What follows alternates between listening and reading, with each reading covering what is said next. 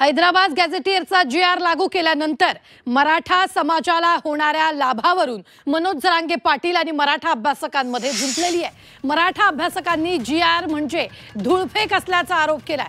तर याच आरोपांवर मनोज जरांगे पाटलांनी संतापून मराठा अभ्यासकांशी यापुढे मराठा आरक्षणावर पुन्हा चर्चाच करणार नसल्याचं सांगितलंय। पुढच्या काळात हा वाद आणखी चिघळण्याची शक्यता आहे। पाहूया।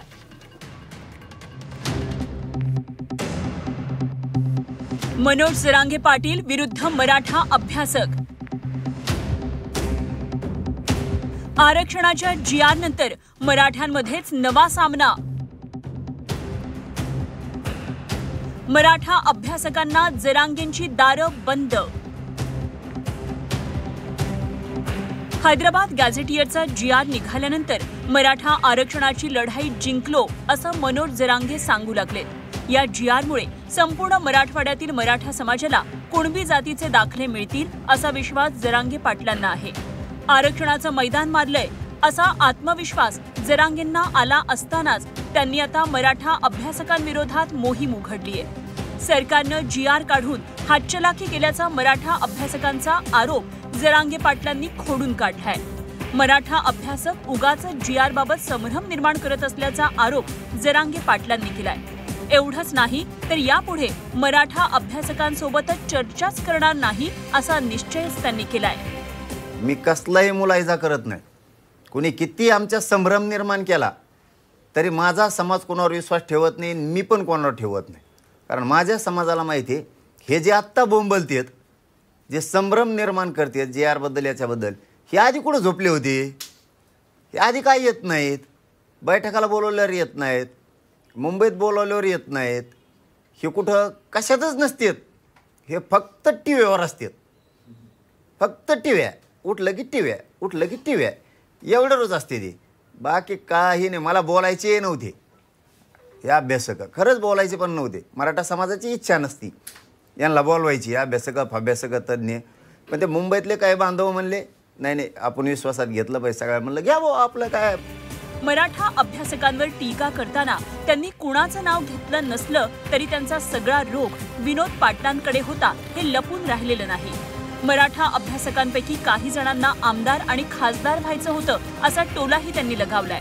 मराठा अभ्यासकांना सोबत घेतलं की आंदोलनाचा विचका होतो असंही जरांगे म्हणाले। उगे हे असे काय म्हणते त्याला टेकूची घेतलं ना आधार कोणाचा असा पचका होतो मग, आणि त्यांना उलचिक मान नाही दिला का? नाही नाही नाही हे चुकीचंच आहे, ते चुकीचं। एक ओळ हुकली होती खाली काहीतरी त्याच्यात, म्हणलं वाचा, ते म्हणले मग म्हणलं ही ओळ, मग त्या ओळीचं विखे पाटील साहेबांनी मी आणि वकिलांनी समजून सांगितलं असं। हां म्हणले मग या ओळीचा अर्थ ह्यो म्हणल्यावर मग बेस्ट म्हणे, पाय पडायला लागले। तेच काय त्यात काही मला आता थोडी माहिती यायला लागली।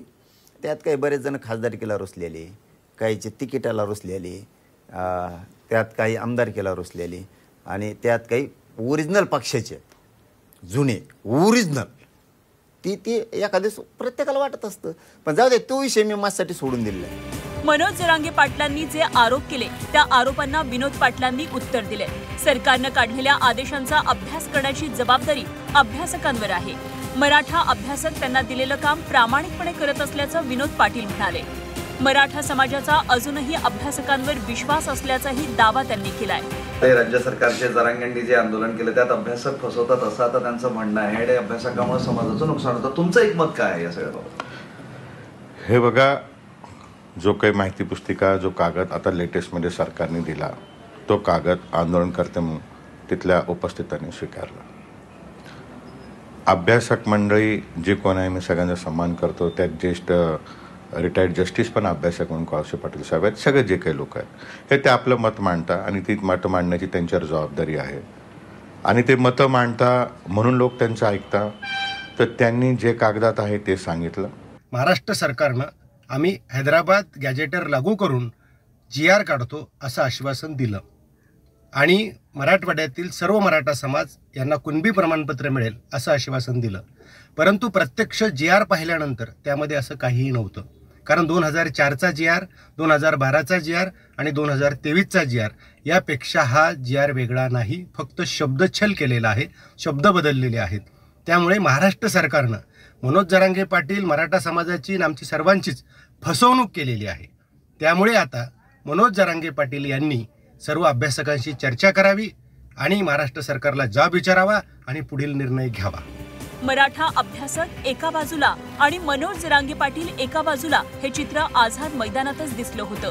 जरांगे पाटलांनी सरसकट सगळ्याच मराठा अभ्यासकांवर टीका करून आता दोघांमध्ये कोणतेही सख्य राहिलं नसल्याचा संदेशच दिलाय. पण जरांगे पाटील आणि अभ्यासकांमधील वादामुळे मराठा आरक्षण चळवळीचं नुकसान होणार नाही ना, याची काळजी संबंधितांना घ्यावी लागणार आहे. विशाल करोळे, झी 24 तास, छत्रपती संभाजीनगर.